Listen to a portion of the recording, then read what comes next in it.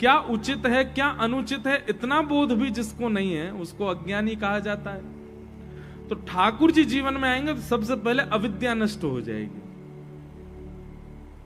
अर्जुन का क्या नष्ट हुआ था? अविद्या नष्ट हुई, उसका अज्ञान ही नष्ट हुआ। अज्ञान नष्ट होगा तो ज्ञान आएगा। तो सीधी बात, ठाकुर जी सबसे पहले आकर के अज्ञानता को नष्ट कर देते हैं।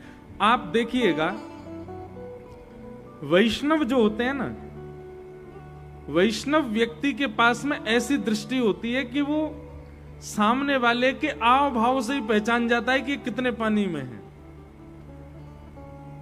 अब यहां इतने सारे तिलक वाले सब बैठे तो हैं वैष्णव जन, पता नहीं आप लोगों ने अनुभव किया कि नहीं किया, पर नित्य नाम जाप करने वाले, नित्य उर्दपुंड तिलक लगाने वाले, नित्य कंठी माला धारण करने वाले, एकादशी निष्ठा करने वाले, नाम जप निष्ठा करने वाले, वृंदावन को भजने वाले, अपने गुरु का नित्य स्मरण करने वाले, ऐसे जितने वैष्णव यहां बैठे हैं वो अपने आप से अंदाजा लगाइए। आप व्यक्ति को देख करके नहीं पहचान जाते कि वो कैसा होगा, आपको अनुभूति होने लग जाती है।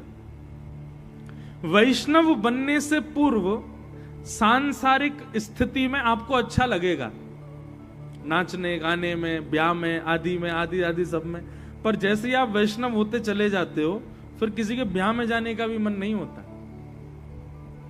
विवेक बुद्धि जागृत हो जाती है, विवेक बुद्धि आपको सही और गलत की पहचान कराने लग जाती है। किसी भी व्यक्ति को देखते ही आप पहचान जाओगे कि ये कैसा होगा।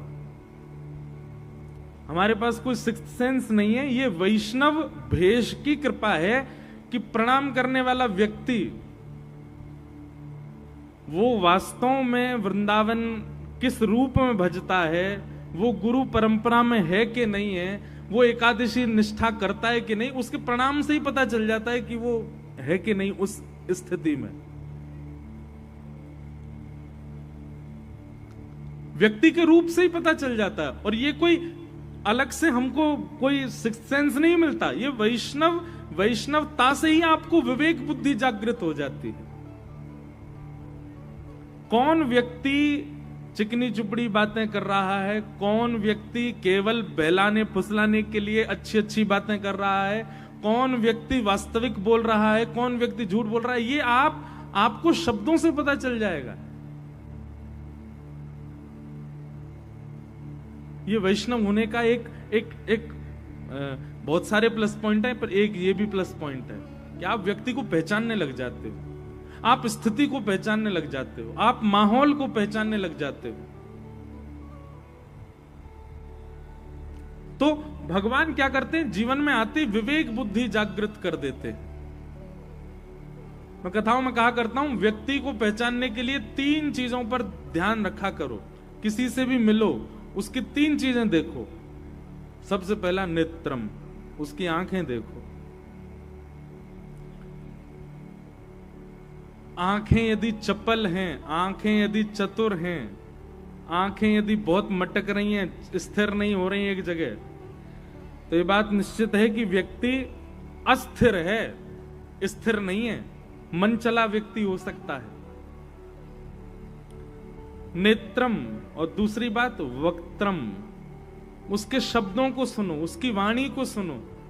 वो जब बोलता है तो किन शब्दों का प्रयोग करता है, उन शब्दों से भी आकलन लग जाता है कि वो व्यक्ति कैसा खाता पीता होगा। और तीसरी चीज पर ध्यान दो, विकारेण, वो जब बैठता है तो बैठता कैसे है, चलता है तो चलता कैसे है, जब लेटता है तो लेटता कैसे है।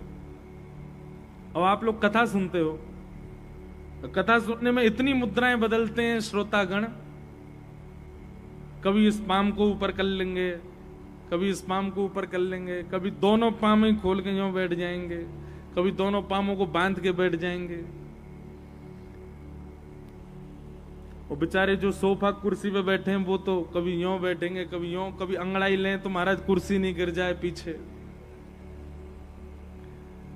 तो व्यक्ति के, हम सत्य बता रहे हैं, 7 दिन में आप हमसे अगर पूछो कि महाराज सबसे बड़े श्रोता कौन, तो मैं 10 श्रोता गिन के ऊपर मंच पे ले आऊंगा, जिनकी मुख की आकृति 4 घंटा एक सी रहती है। अब हम वक्ता हैं, हमारे पैर हिलेंगे ही नहीं, ऐसे ही रहेंगे। ऐसे ही श्रोता को भी होना चाहिए। श्रोता को भी एक ही आसन में बैठ करके पूरी कथा सुननी चाहिए। उसके शरीर में बार बार विकार आते हैं,